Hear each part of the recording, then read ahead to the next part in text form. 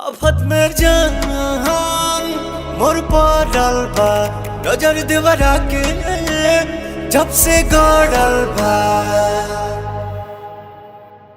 आके बहारा से एक समझाई, आके बहारा से एक समझाई, देवरा निहारे छतिया आके आधी आधी रतिया।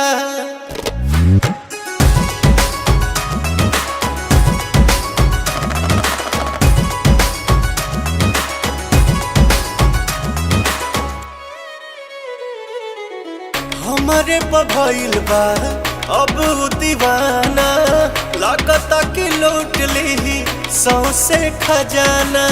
कमर से बानी कमजोर राजा, लागता कि छान दी गोड़ राजा।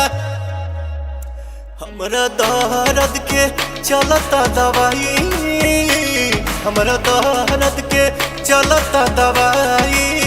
कैल चाहे चुमा चटिया आके आधी आधी रतिया।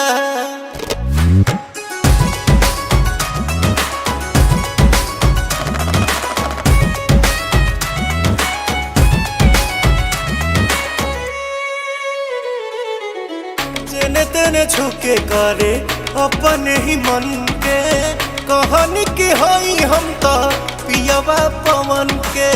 मन लेना बहुत गौतम राजा, करेला घाट हर दाम राजा।